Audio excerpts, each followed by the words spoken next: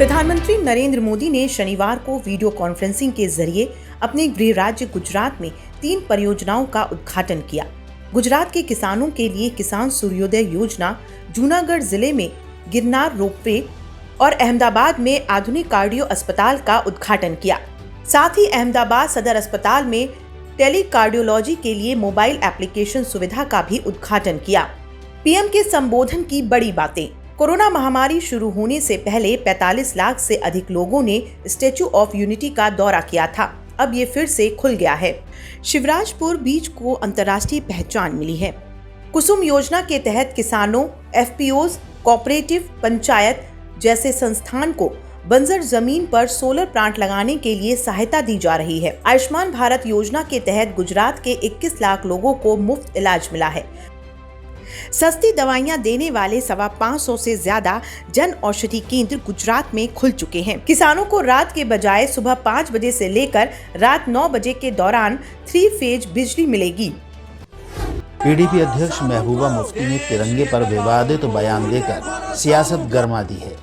अब बीजेपी ने पूरे देश में उनके खिलाफ मोर्चा खोल दिया है। बीजेपी ने महबूबा मुफ्ती के बयानों को देशद्रोह बताया है। बीजेपी ने महबूबा मुफ्ती को पाकिस्तान चले जाने की सलाह देते हुए कहा कि दुनिया की कोई ताकत अब जम्मू में अलग झंडा नहीं लगा सकती। वहीं विश्व हिंदू परिषद ने महबूबा मुफ्ती के खिलाफ कानूनी कार्रवाई की मांग करते हुए कहा कि अब नए जम्मू कश्मीर में उनके पुनर्वास के लिए कोई जगह नहीं बचेगी। वहीं कांग्रेस की ओर से भी महबूबा मुफ्ती के दिए गए बयानों की निंदा की गई है। इनके साथ अभी आवाम ही नहीं है। आवाम को जोड़ने के लिए ये यहाँ के आवाम को गलत दिशा दे रही है। अब आपको बता दें कि पिछले साल अगस्त में जम्मू कश्मीर से धारा 370 हटने के बाद महबूबा मुफ्ती को हिरासत में ले लिया गया था, जिन्हें 14 महीने बाद 13 अक्टूबर को रिहा किया गया। हिरासत से रिहा होने के बाद प्रेस कॉन्फ्रेंस के दौरान महबूबा मुफ्ती ने कहा था, जब तक उनके हाथ में जम्मू कश्मीर का झंडा नहीं आ जाता तब तक कोई दूसरा झंडा वो नहीं उठा सकती हैं। उनके इस बयान के बाद पूरे देश में बवाल मच गया है और उनकी गिरफ्तारी की मांग हो रही है। Bureau report, news 100।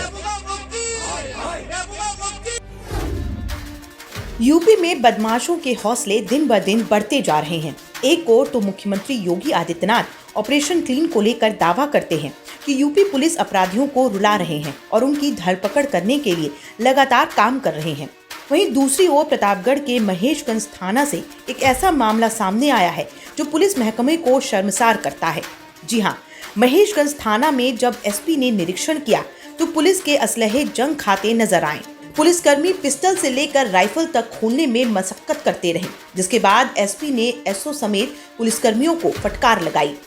अभी भी विभाग से रिटायर की जा चुकी राइफल इस्तेमाल की जा रही है। सही तरीके से रखरखाव न करने के कारण राइफल और पिस्टल चल नहीं रहे हैं। असलहा न खोल पाने वाले दरोगा को पुलिस लाइन में प्रशिक्षण लेने का एसपी ने निर्देश दिया। बहरहाल निर्देश तो दे दिए गए हैं, लेकिन सवाल ये उठता है कि आखिर पुलिस के हथियार ही दुरुस्त नहीं है तो ऐसे में बदमाशों से जनता की रक्षा तो दूर, अपनी आत्मरक्षा कैसे करेगी? जब पुलिस ही सुरक्षित नहीं है तो आम जनता कैसे सुरक्षित होगी?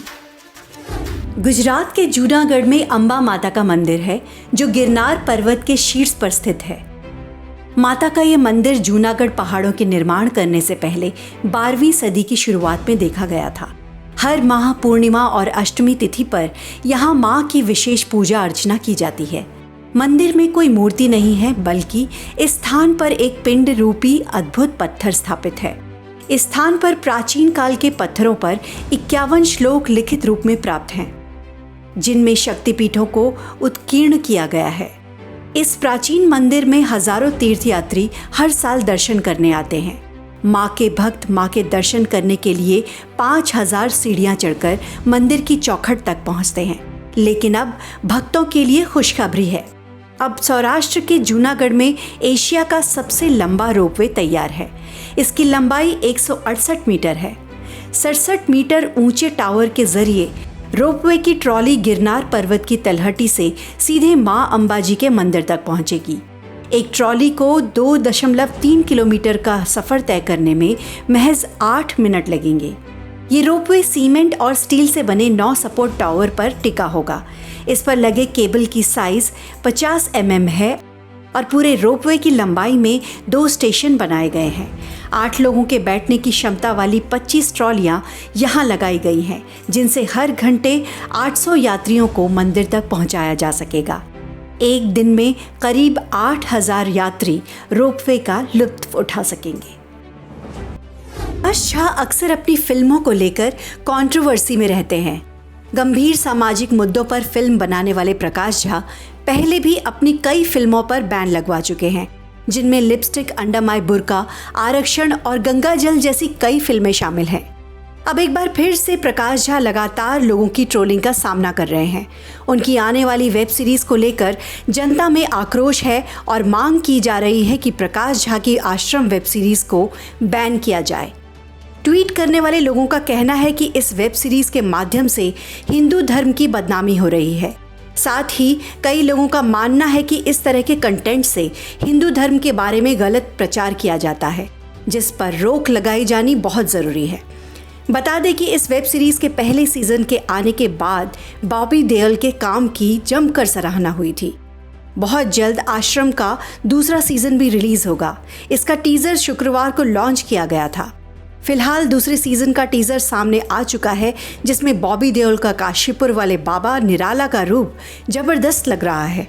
माना जा रहा है कि वेब सीरीज का दूसरा सीजन पहले सीजन से भी ज्यादा धमाकेदार होने वाला है। वैसे बता दें कि 11 नवंबर से दूसरा सीजन MX प्लेयर पर मुफ्त में स्ट्रीम होगा।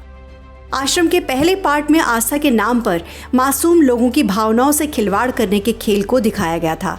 इसके साथ ही इस वेब सीरीज में आस्था, राजनीति और अपराध तीनों का गठजोड़ भी देखने को मिला था।